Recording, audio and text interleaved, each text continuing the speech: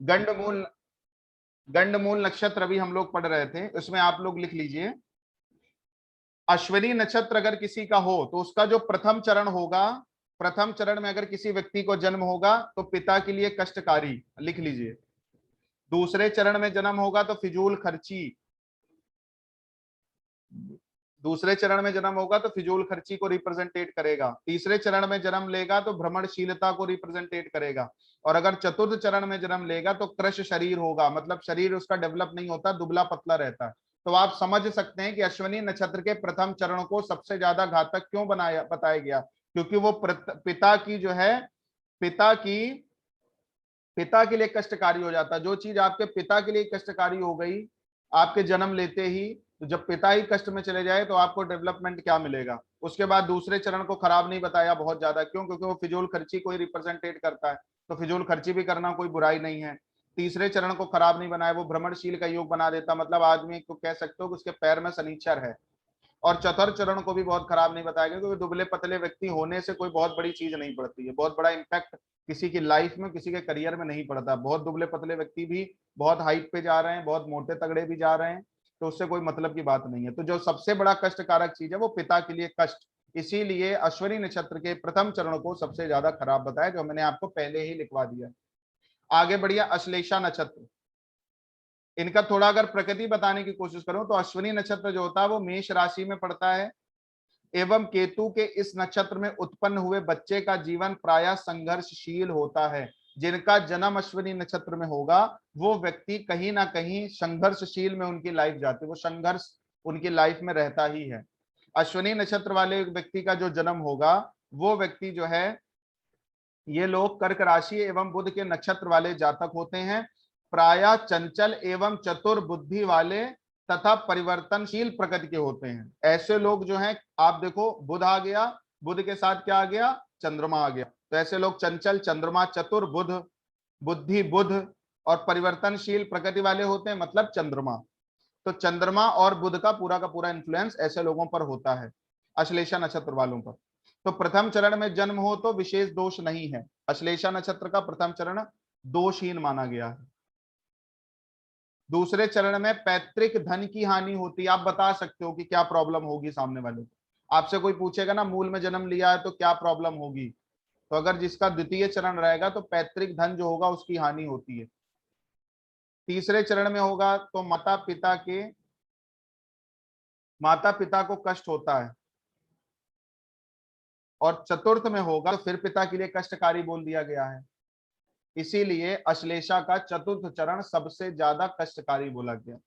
आपसे मेरी रिक्वेस्ट है, किसी का भी किसी भी नक्षत्र में जन्म देखना तो उन उस एस्ट्रोलॉजर की श्रेणी में मत इंक्लूड हो जाना जो पूजन पाठ को मानते ही नहीं है, जो कहते हैं कि पूजन पाठ ठगाई है। आप 100% रिकमेंड करना कि आप जो है वो मूल शांति करवा लीजिए, चाहे अच्छा हो चाहे खराब हो। अच्छा होगा, अब इसका इम्पैक्ट कैसे पड़ता है वो भी मैं भी आपको बताऊंगा कि निगेटिव मूल जो है और कैसे इम्पैक्ट डालते हैं। आगे लिखिए, मघा नक्षत्र का लिखिए।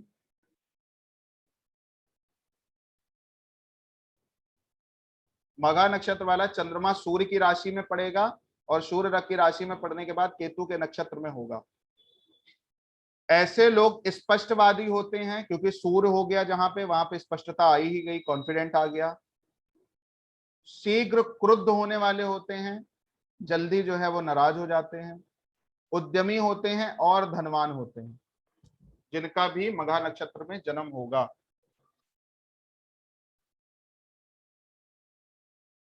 प्रथम चरण में जन्म लेने के बाद माता पिता को कष्ट होता है।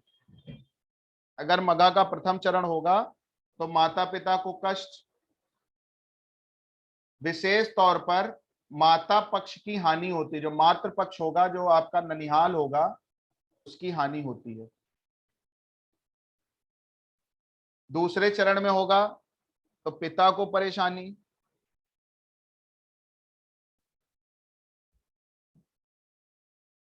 तीसरे में होगा शुभ फलदायी।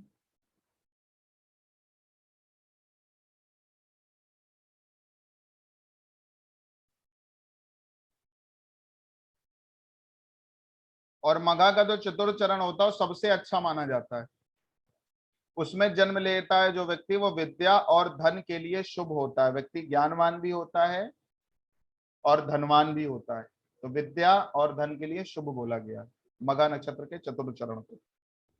आगे बढ़िए, ज्येष्ठा नक्षत्र। ज्येष्ठा नक्षत्र में जो व्यक्ति जन्म लेता है वो सरल हृदय वाला होता है, तीक्ष्ण बुद्धि होती है, तेज दिमाग, धर्म में प्रवृत्त रहता है जिसको हम लोग धर्म परायण बोलते हैं।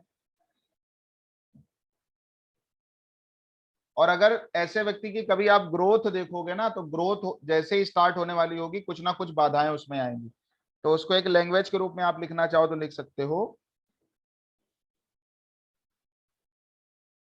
कि उन्नति के कार्यों में अनेक बाधाओं से युक्त होता है। पहले चरण में जन्म होगा तो जो बड़ा भाई होगा उसके लिए अनिष्टकारी होगा। बड़े भाई जो होगा, उस अगर कोई बड़ा भाई है तो उसके लिए अनिष्टकारी होगा। दूसरे चरण में अगर जन्म लेगा तो छोटे भाई को नष्ट कर देता है, हो सकता है दूसरा भाई का जन्म ही ना हो। तीसरे में होगा तो पिता के लिए अरिष्टकारी, अरिष्टकारी है ये। अरिष्टकारी का मतलब होता है पिता को शारीरिक तकलीफ हो सकती है। और अगर चतुर्थ चरण में हो तो जातक स्वयं अपने एवं पिता के लिए अनिष्टकारी होता है, खुद के लिए भी हानि होगी और पिता के लिए भी हानि होगी। मतलब दोनों लोग या तो बीमार रह सकते हैं या तो मर सकते हैं। इसीलिए मैंने आपको पहले ही लिखवा दिया कि ज्येष्ठा का चतुर्थ चरण जो होता है वो सबसे ज्यादा भयानक होता है, पहले लिखवा दिया। आगे बढ़िए, मूल नक्षत्र के बारे में लिखिए। इसमें आप एक नोट डाल के और लिख लेना, ज्येष्ठा नक्षत्र में, ज्येष्ठा नक्षत्र और मंगलवार के योग में उत्पन्न, ज्येष्ठा नक्षत्र और मंगलवार के योग में उत्पन्न कन्या बड़े भाई के लिए अरिष्टकारी होती है। अगर कोई लड़की का जन्म हुआ है ज्येष्ठा नक्षत्र में और मंगलवार में भी उसका जन्म हो गया तो बड़ा जो भाई होगा उसके लिए अरिष्टकारी होगा, उसको संघर्ष करना पड़ेगा, उसको रोग हो सकता है। आवाज आ रही है मेरी? आवाज आ रही है? हाँ भैया आ रही है। आगे लिखिए, मूल नक्षत्र।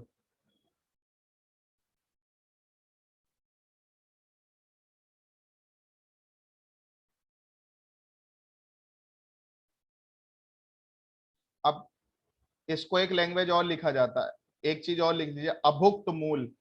अभुक्त मूल नक्षत्र, एक ऊपर पहले हेडिंग डाल दीजिए, अभुक्त मूल नक्षत्र।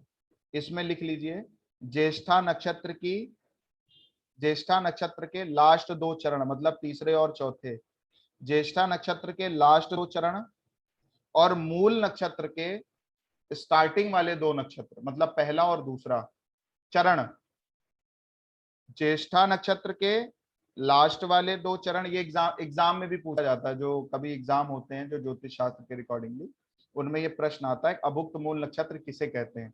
तो आपको पता होना चाहिए कि ज्येष्ठा नक्षत्र के जो लास्ट के दो चरण होते हैं और मूल नक्षत्र के जो स्टार्टिंग के दो चरण होते हैं, पहला और दूसरा मूल का, और ज्येष्ठा का तीसरा और चौथा चरण, ये टोटल 4 घड़ियां बनते हैं, मतलब 4 चरण हुए, 4 चरण हो गए।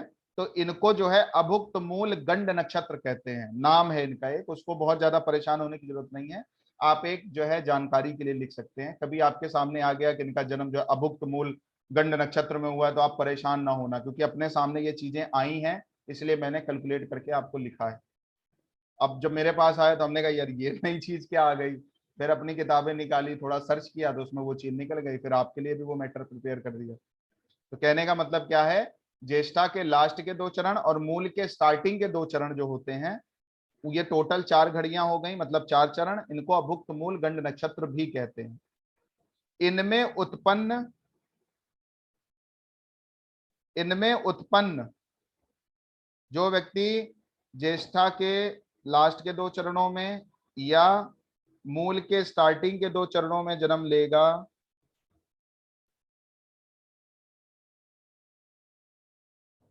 ठीक है, उनके बारे में लिखिए क्या होगा। इनमें उत्पन्न कन्या, पुत्र, पशु और नौकर, कन्या, पुत्र, पशु और नौकर और कुल के लिए अनिष्टकारी होते हैं। ऐसे बच्चों को जिनका ज्येष्ठा का तृतीय चरण, ज्येष्ठा का चतुर्थ चरण हो, मूल का प्रथम चरण और मूल का द्वितीय चरण हो, ऐसे बच्चों को बिना शांति कराए नहीं देखना है। सबके लिए नहीं होती हैं चीजें, कुछ ही होते हैं जिनको नहीं देखा जाता है। फिर भी रिस्क मत लेना। मैंने आज तक रिस्क नहीं लिया, क्योंकि अगर उसके रिस्क में, उसके अगर आप प्रैक्टिस में पड़ गए चक्कर में, तो आप सब तहस का नहस कर सकते हो, किसी की विपत्ति में डाल सकते हो। इसलिए रिस्क नहीं लेना, सभी की शांति करवानी है। लेकिन हाँ, सामने वाले को अवेयर किया जा सकता है कि इस नक्षत्र में आपकी या किसी भी चीज की हानि नहीं है, ये अच्छा माना जाता है। इसके लिए मैंने ये क्लास ऑर्गेनाइज करी है आपके लिए। आगे लिखिए।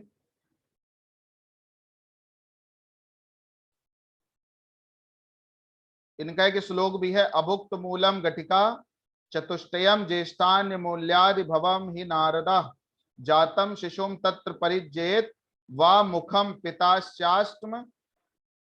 शास्ट समान पश्चेत। मतलब ऐसे लोगों का जो ज्येष्ठा के लास्ट के 2 नक्षत्रों में जन्म लें, मूल के प्रारंभिक 2 नक्षत्रों में जन्म लें, ऐसे लोगों को पिता का मुंह नहीं खाना चाहिए। इनकी जब तक शांति ना हो जाए तब तक पिता को नहीं देखना। आगे लिखिए।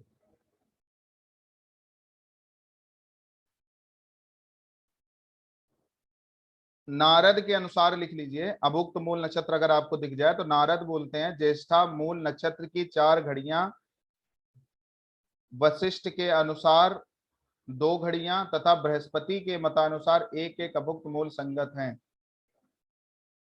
अगर मूल नक्षत्र में जन्मा हुआ, ज्यादातर केस में आप देखोगे जो चौथे चरण में जिनका, मतलब मैंने अपनी डेट में कम से कम 7-8 लोगों को देखा है जो ज्येष्ठा नक्षत्र के लास्ट के 2 चरणों में और मूल के पहले 2 चरणों में व्यक्ति ज्यादातर केसेस में खत्म हो जाता है, जो भी बच्चा पैदा होता है।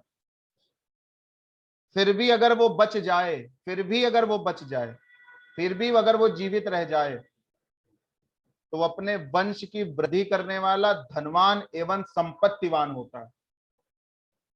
आप समझ रहे हैं? जो चीज एकदम हानि देती है ना, वो चीज एपेक्स तक भी ले जाती है। अगर सत्कर्म से बच गया किसी भी तरह से, वो पहले तो ज्यादातर केसेस में अगर किसी का ज्येष्ठा का लास्ट वाला चरण होगा 3 और 4, मूल का पहला दूसरा होगा, तो आप ज्यादातर केसेस में खुद भी देखोगे तो ऐसे लोग हो सकता है बहुत कम केसेस में ही बचते हैं। अगर बच गए तो कुल की वृद्धि करने वाला, वंश की वृद्धि करने वाला और धनवान तथा संपत्तिवान होता है व्यक्ति। लिख लो, सब काम आएगा। आज नहीं भले समझ में आए, लेकिन जिस दिन एस्ट्रोलॉजर बनोगे, कुंडली देखना चालू करोगे, उस दिन ये एक एक चीज आपको जो है ना, वो बहुत बड़ा कॉन्फिडेंट डेवलप करेंगी आपके साथ में। क्योंकि अभी इन चीजों की हो सकता है आपको कदर ना समझ में आए। और स्नेहा जी, आपसे भी रिक्वेस्ट है, लिखते चलिए, ठीक है।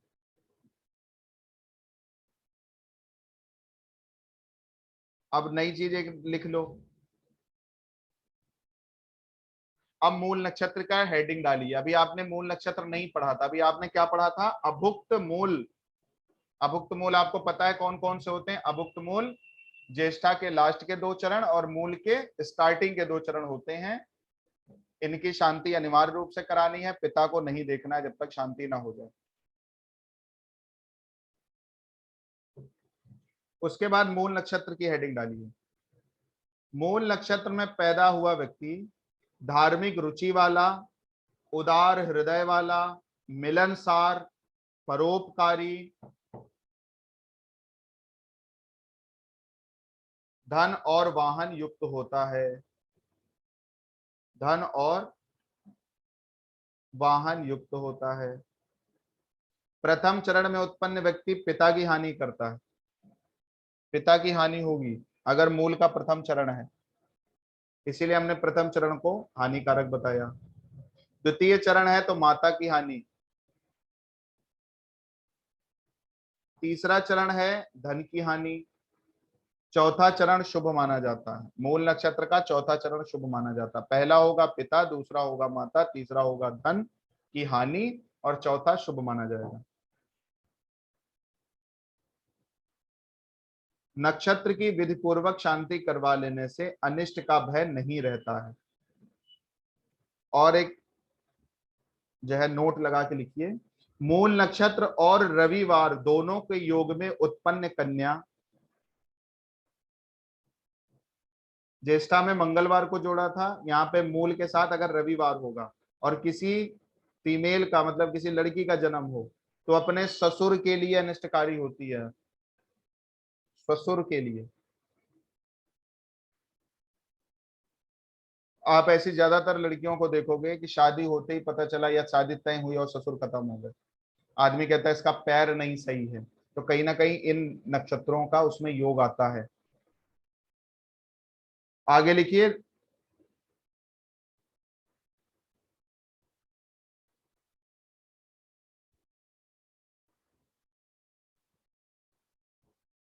और इसमें कुछ चीजें हैं लेकिन उसको हम बाद में बताएंगे। अभी जो है रेवती नक्षत्र को लिख लीजिए।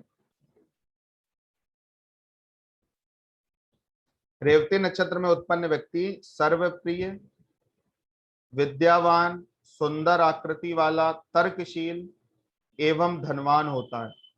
रेवती नक्षत्र में जिनका जन्म होगा वो सर्वप्रिय, विद्यावान, सुंदर आकृति वाले, तर्कशील एवं धनवान होंगे। प्रथम चरण में जन्म हो तो राजा के समान वैभवशाली, राजा के समान वैभवशाली रेवती प्रथम वाला। दूसरा, मंत्री के समान सुख साधनों से युक्त, रेवती के दूसरे के चरण में जन्म होगा, मंत्री के समान सुख साधनों से युक्त। तीसरे में जन्म होगा धनवान, तीसरे में धनवान। चतुर्थ में हो तो माता पिता के लिए अनिष्टकारी, इसीलिए लिखवा दिया चौथा चरण जो होता है रेवती नक्षत्र का वो खराब होता है, तो माता पिता के लिए अनिष्टकारी। लिख लिया आपने? भैया ये बताइए, हाँ जैसे जो अगर मान लीजिए रेवती का फर्स्ट चरण या सेकंड चरण हो हाँ तो भी क्या उसकी शांति करानी जरूरी होती है? हाँ, सभी की करवा देना, शांति तो सभी की करवा दो भाई, एक पूजा करने ऑर्गेनाइज करने में क्या जा रहा है। लेकिन जो आपको, अगर कोई ऐसा व्यक्ति आपको दिख भी जाए कि जो कराने का इच्छुक नहीं, कभी कभी ऐसा नास्तिक व्यक्ति आपको दिख भी जाएंगे, वो कहेंगे अमेरिका में कौन सी पूजा होती है, और ऐसे बच्चे जो है पाकिस्तान में भी तो पैदा होते हैं, उनको कौन सी दिक्कत हो जाती है, ऐसा आपको सुनने में मिलेगा काफी। तो अगर आपका इन चरणों वाला जो हमने ज्येष्ठा में और मूल में बताए या जो विनाशक नक्षत्र वाले बताए हैं, इनमें आप अवेयर जरूर करिएगा, इनमें अनिवार्य रूप से करवाइएगा। अगर कोई आपको धार्मिक मिल जाए और उन चीजों को आपको लगे कि आप बोलोगे और वो करवा भी लेगा तो वहां पे अनिवार्य करवा देना। कुछ आपको अगर ऐसे मिले कि जिनमें आपको लगे तर्क बहुत कर रहे हैं या चीजों को बहुत काट रहे हैं या धर्म संस्कृति या कल्चर को मानने वाले नहीं हैं, तो इन नक्षत्रों के अलावा जो मैंने आपको लिखाए हैं चार नक्षत्र, इनको छोड़ के अगर कोई और हो तो उनमें आप इतना मत्था पच्ची ना करना, आप उस सामने वाले के ऊपर छोड़ देना, ठीक है। और नहीं तो अवेयर जरूर करना, अगर आपको खराब वाले दिखे आप उनको बता भी देना कि अगर आप ऐसा नहीं करेंगे तो ये प्रॉब्लम आ सकती है आपको। क्लियर है सभी को? जी क्लियर है? जी कोई जी डाउट? कोई डाउट?